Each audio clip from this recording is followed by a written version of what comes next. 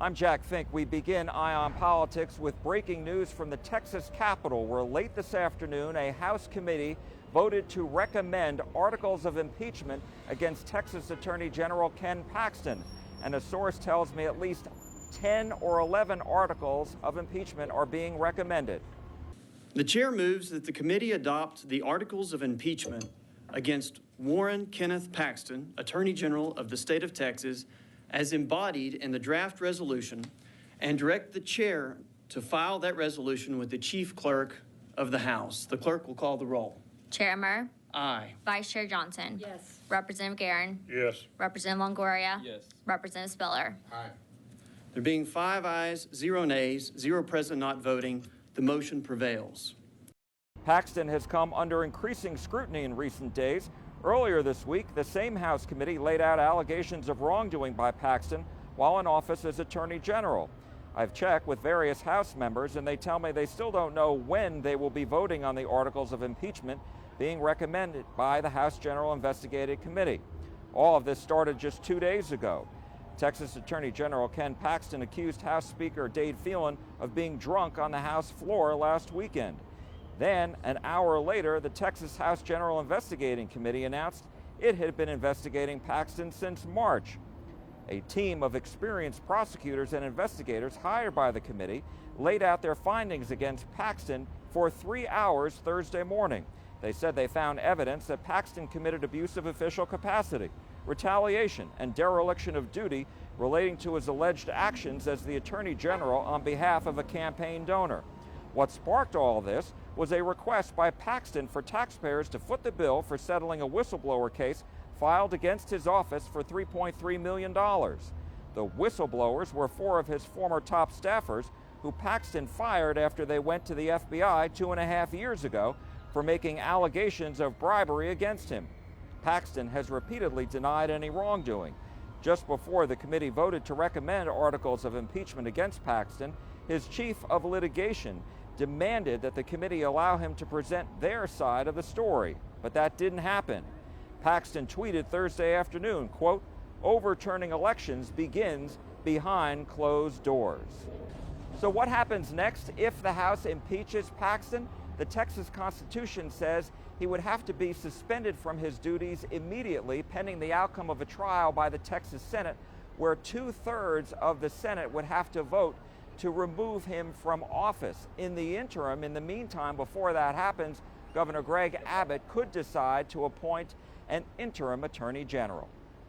Coming up a little later, we'll hear from Representative Harrison on a variety of issues, from property tax reform, school choice, and COVID vaccine mandates. Plus a conversation with Congressman Keith Self of McKinney over negotiations on raising the debt ceiling and budget cuts. But next, Uvalde, 1 year later, how the Texas legislature has responded when it comes to making schools safer. Eye on Politics on CBS News Texas. We'll be back in a moment. Welcome back. After last year's massacre in Uvalde, we reported the state had no authority to make sure school districts comply with safety and security requirements. But a bill is advancing in the legislature that will change that. After the deadly mass shooting at Robb Elementary School, state lawmakers are advancing bills that would ensure school districts across Texas comply with new safety and security requirements. This is a big bill, probably one of the most important things we do.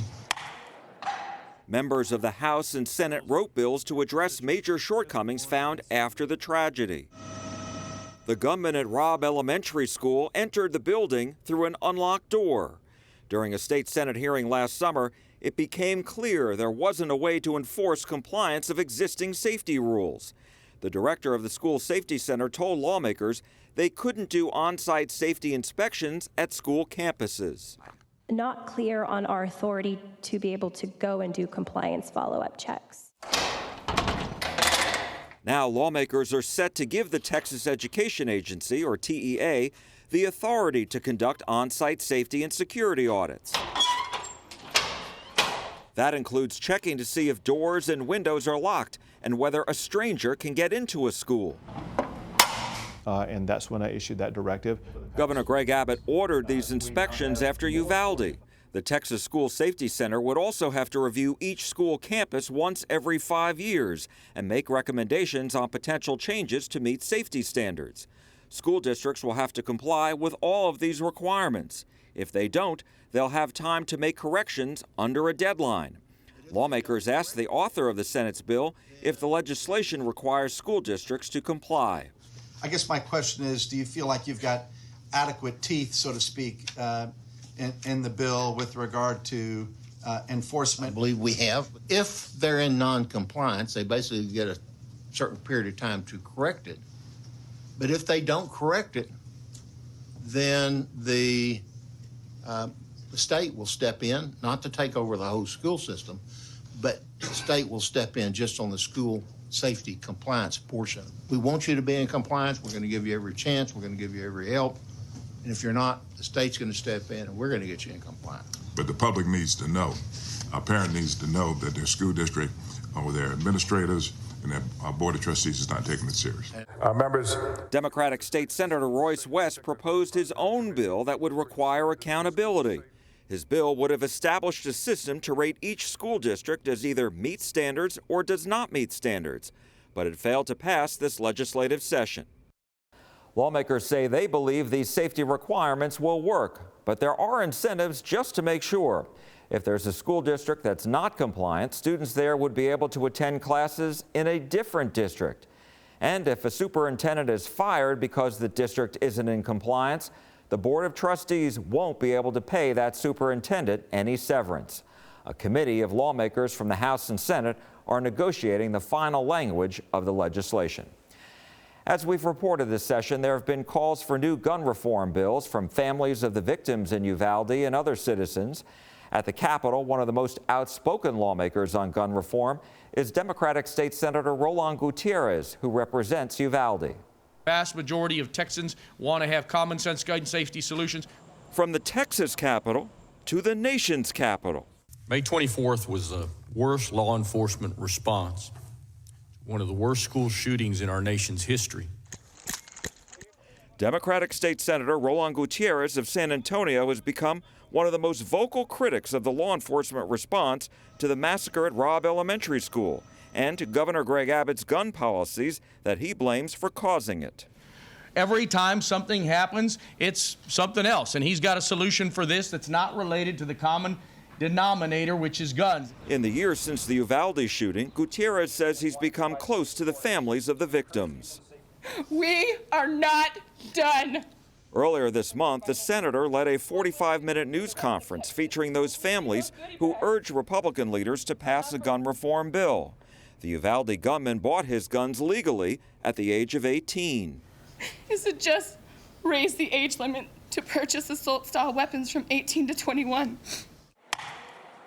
Despite their efforts, that bill failed to make it to the full House for a debate and vote.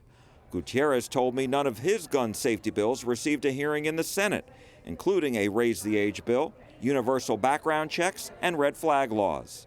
Listen, it's very clear where the Republicans are in their position on gun reform. They don't want any. But why not have a debate? Because they're afraid of the debate. During the past year, a variety of Texas polls have shown support for more gun restrictions, including by Republicans. But the Republican majorities in the legislature don't support that. When we spoke with Gutierrez earlier this month, he said he was still trying to get the House's raise the age bill passed in the Senate. Without infringing on anybody's rights. Late last week, Gutierrez tried one last time to add an amendment to another gun-related bill that would have kept 18 to 20-year-olds from buying AR-style firearms. He told senators how difficult it was to watch all of the police and school camera videos from that dark day. What I saw was bodies just riddled. Blood everywhere. You've never seen so much blood in your life.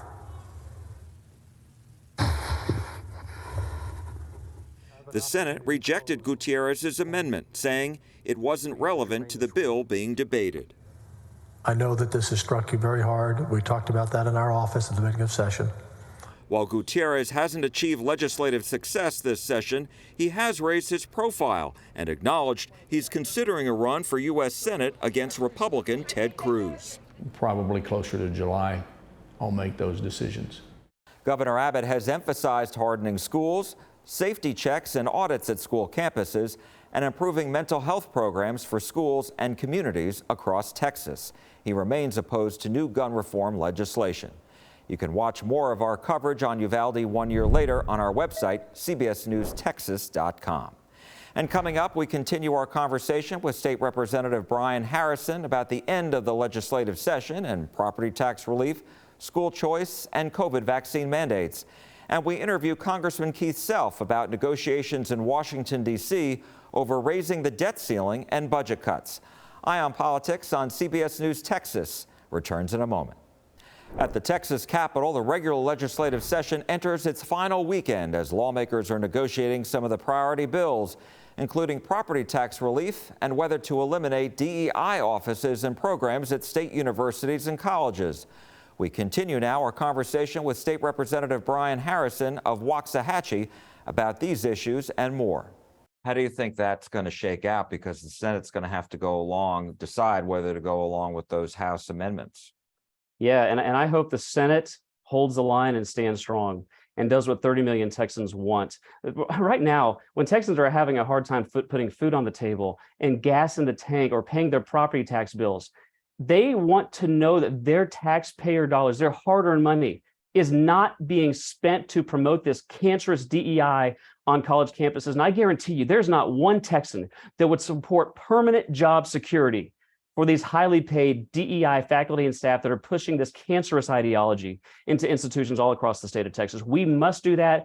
And I hope in the conference committee, the Senate stands strong and allows us to pass a bill that permanently bans DEI here in the great state of Texas. Well, what do you say to those who say diversity is important and that there needs to be this so that people of all backgrounds have a fair shot? Well, it sounds profound, to say diversity is important, but it's axiomatically true. Of course, diversity is important. Diversity exists whether we have taxpayer money promoting racist ideology or not. And in fact, we have data from Texas A&M that their diversity programs have in fact backfired after spending millions and millions of dollars promoting this ideology and these policies, which, by the way, are in fact racist, because they do the exact antithesis of what Dr. Martin Luther King said, which is we are focusing on people's skin color instead of the content of their character. And we now know, after years of data from Texas A&M, that African Americans on campus actually feel less a part of the campus community than they did before we were spending millions of dollars on these racist policies. So I'm tired of the platitudes that sound great, but they just sound great and they only function as a cover to put taxpayer-funded racism into our universities. And I will do everything in my power to end that. You brought up property tax reform, and the House and the Senate have been on different tracks on this, but the House last week passed an updated version that does both of what the House and the Senate have asked for. So it would be lowering the cap from 10 to 5% on taxable value of properties, not just residential, but of all properties. And then it would boost the homestead exemption to even more than what the Senate called for. So where are you on this bill, and how confident are you that something's going to get done? Well, I do think something's going to get done. The question is it as good and as big and as robust as our taxpayers deserve? Look, I voted for that bill, and I'll vote for either package that makes its way to my desk, because my constituents are suffering. I mean, literally, the Texans who have been responsible, they have paid off their mortgages. They are being taxed out of their homes all across the state of Texas, even sometimes properties that have been in their family for generations. So I'll support either of these bills, but I'll be very honest and candid. Neither of them go as far as I think we should be going. I think that state legislature in the state of Texas needs to do the right thing and put us on a path to finally eliminate this unethical property tax system that precludes any homeowner from ever truly owning their home. I want more focus on the tax rate side. I want tax rates going down to as close to zero, if not zero, as we possibly can get it. We can do it, but we need bold leadership. And we're not even breaking the spending cap, because we call tax cuts government spending. Only in government, by the way, is a tax cut a spending increase. That kind of insanity needs to be pushed to the side. We need to spend every penny that we have remaining that's unallocated of that surplus and throw it towards getting our property tax rates down as close to zero as possible. I filed a bill to do that. I filed a constitutional amendment to do that because property taxes are inconsistent with private property rights. They're unethical. And I look forward to the day that they are in the rearview mirror in the state of Texas. You brought up COVID and vaccine mandates, and I know there was a Senate bill that was a priority, Senate Bill 29, that passed in both the House and the Senate, but it stopped short, right, of as far as banning vaccine mandates for private businesses. Is that right? So yeah, there only was one bill filed this entire legislative session that would have comprehensively banned COVID mandates in the state of Texas. And it was a bill that I authored and introduced over a year and a half ago called the Texas COVID Vaccine Freedom Act. Again, the only bill that would end a single COVID vaccine mandate that is intact today. SB 29 is a fine bill, but it doesn't turn off one single mandate that exists today. And that's unfortunate. The Texas COVID Vaccine Freedom Act, I partnered with Senator Mays Middleton, who was successful in getting that through the Texas Senate expeditiously. And unfortunately, it was sent over here to the Texas House to do something that our constituents demand and deserve, and that's to protect their medical freedom, their medical liberty, to prevent Texans from being fired if they don't accept a COVID vaccine that maybe they don't need, that maybe could be harmful for them. But the Texas House leadership chose to not even allow that bill to be debated on the floor of the House. The Texas House made the conscious decision to protect COVID vaccine mandates in the state of Texas, possibly forever, and to continue allowing Texans to be fired if they are not forcibly vaccinated against COVID-19. It's indefensible. Medical liberty is a line in the sand issue. If you actually believe in liberty, I don't think you can have freedom if you don't have medical freedom. And so if we get through this session and in fact do not pass the Texas COVID Vaccine Freedom Act, which again, it's too late. They wouldn't even put it on the floor for debate. Then I think the governor should do the right thing and bring us back for a special session so that we can actually protect medical freedom for 30 million Texans. I was going to ask you about that because that was one of his emergency items. Yeah. And I'm wondering, have you had conversations with his office about this? Because Senate Bill 29, at least my understanding was, doesn't allow government entities to require vaccine mandates, right? So that's correct. Senate Bill 29, while it's fine and I happily voted for it, there is not one COVID vaccine or any other COVID mandate that exists in the state of Texas today that bill will deal with. It's just true. It's just on government mandates, which don't exist in Texas. So what I hope is not the case, is that we take Senate Bill 29 and then just declare victory and say that we got rid of COVID mandates in the state of Texas, because that is not true. You can go on countless employers' websites right now. You can go to CVS's website right now. And if you're in Texas, they brag about it on their website. You get a vaccine or you get fired. And, you know, that's the kind of medical freedom or the attacks on medical freedom, these tyrannical COVID vaccine mandates that the Texas COVID vaccine mandate would have solved for Texans. But unfortunately, the Texas House leadership chose to protect COVID vaccine mandates. Last question. I know we're going a little long, but school choice. How do you think this is going to shake out? Well, you're perhaps ending with what could be arguably the most important issue that we have also so far failed on. I believe that education freedom, just like medical freedom, I believe in all the freedoms, okay? Education freedom, I think, is a civil rights era of our time. We right now in the state of Texas have an education system that is failing too many students, and especially too many disenfranchised students, people with low socioeconomic standings, the poor. They are trapped in schools that are not educating them. Right now in the state of Texas, Jack, a lot of people don't know this. Only 24% of Texas 8th graders can read on grade level. Only 28% or 24% of Texas 8th graders can do math at grade level. We are failing a generation of children. And what do we say to like the single working mother in a place like Austin ISD, where not even 20% of their kids are fully proficient, who wants nothing more than for their child to have the one thing that may be the most important variable for that kid's success, and that's a quality education. If we force her to stay trapped in a system that is not teaching them English and mathematics, but is spending her tax dollars to bring in drag queens for drag queen library hours and Pride Week, no. We can do better. We must do better. We must finally put parents in control of their children's education. One-size-fits-all government solutions never work best for everybody. The public schools are going to be improved by this, by having to actually compete for education outcomes. Let's put parents in the driver's seat. Let them put their child in the school that is best suited for the individual needs of their particular and unique child. And that way we can do the single most important thing for the next generation and guarantee every child in the state of Texas a quality of education. So if we continue to fail on getting that done in the regular session, which looks likely, I hope the governor keeps his word and calls us back. I don't care if we have to be here until the next session in 2025, if that's what it takes to give every family education freedom so that every student can receive a quality education. Republican State Representative Brian Harrison of Waxahachie, thank you so much. We really appreciate it. Always great to be with you, Jack. Likewise. Thank you. We will have reaction from Democratic lawmakers on the state legislative session next week. Now to Washington, D.C. and our conversation with Republican Congressman Keith Self of McKinney about negotiations over raising the debt ceiling and budget cuts. Where do things stand on as it relates to negotiations over the debt ceiling and budget? Well, as far as I know, nothing has changed. The House passed a bill for 100 days. The president refused to discuss anything with us. So we passed a bill, a very strong bill. The Limit, Save, and Grow bill.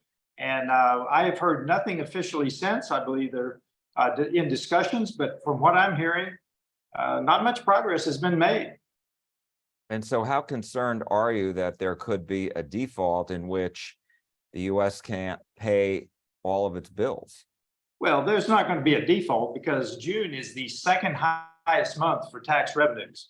So in any case, we will be able to pay the interest on the debt, Social Security, Medicare, and defense with no problem whatsoever. No default. And so if I'm not mistaken, where the Democrats are right now is as far as cutting spending as opposed to holding the line and freezing 2022 spending. What's your take on where things stand right now? Republicans want cuts. Democrats would just assume freeze. Well, in 2011, the S&P said that they downgraded the credit rating of the United States not because they were close to a default, but because they failed to handle the spending. You may have heard that Fitch just put out a statement that said they're considering downgrading the United States right now because they are concerned that we will not tackle fiscal challenges that could lead to rising budget deficits and a growing debt burden, which could lead to risk to the U.S. credit worthiness. That's today. That's what Fitch just said. And so what, if you had your way, what would you like to see as far as cuts? And I would imagine you're talking about discretionary spending, right? So you're not talking about entitlements, and you're not talking about military. What I want to see is what's in the Limit, Save, Grow Act. We have put forth reasonable, sensible cuts to the budget of the United States in exchange for a very small increase in the debt ceiling over a short period of time, but we must get control of the spending. There's a CNN poll out that says that 60% of Americans agree with the Republicans that we need to have responsible spending cuts in exchange for any debt ceiling increase. Have you had a chance to talk with your Democratic colleagues about this, and what are they telling you?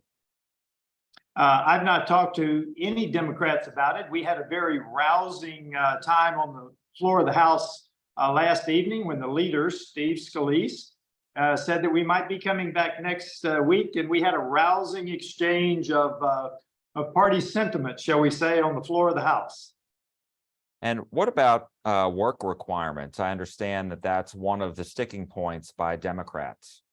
Well, there are two that I think are probably going to be meaningful to the Democrats. Work requirements are certainly one, and history will tell you, Jack, that if we have work requirements, it adds to the workforce. People get a job. I've always said the best social program is a job. The other one, excuse me, the other one is the climate subsidies in the Inflation Reduction Act, so-called Inflation Reduction Act, that basically is funding all of the progressive left policies. So yes, it's dollars, but it's also the ability to change the policy in those areas.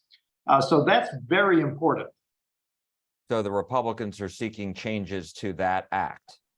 Absolutely. We are seeking to repeal some of the subsidies for the hardcore progressive left projects that are in that bill. Absolutely. And we're talking about hundreds of billions of dollars. And any specifics you can share with us as far as which particular programs? Oh, the list is so long. I mean, a lot of it is the war on fossil fuels. A lot of it is climate related, which will kill the energy industry in America. That's the big issue. Is we do away with these policies, these subsidies, we will energize the fossil fuel industry in the United States, which will lower inflation and create jobs, because energy is the basis of civilization today. We must have energy, and we must have reliable energy. And wind and solar are just not that. Texans know that. We had a disaster, both one hot and one cold in the last few years. We know that renewable energy is just not reliable energy. And my last question to you is, what impact do you think this would have if the Congress does agree to not only, raise the debt ceiling, but to cut the budget? What impact would that have on the inflation that all Americans have been feeling for the last year and a half? I think it would reduce it, because this gets us back to fiscal sanity. Why do we have inflation? We've dumped $10 trillion into the economy over the last few years. That's where inflation is coming from. It's coming from the money that's been added to the economy. So we start soaking that out of the economy. This will do a better job than any rate increase that the Fed's trying. This will get us back on the road to fiscal sanity. Jack, we have a republic to save here. We are absolutely, totally out of control with our spending. There have been Republican majorities for the last 16 of the last 22 years, and yet we've gone from 10 trillion in debt to 32 trillion. This Republican majority is united, and I believe that the Republican unity in this subject has been the one thing that has changed this city in the last few years. Congressman Keith Self of McKinney, thank you so much for joining us. We appreciate it. Thank you so much. We were set to speak with Democratic Congressman Mark Vesey of Fort Worth, but he had to reschedule. We hope to interview him next week on the debt ceiling and budget talks. That's all for Eye on Politics this week. Thank you so much for joining us. I'm Jack Fink. You're watching CBS News Texas.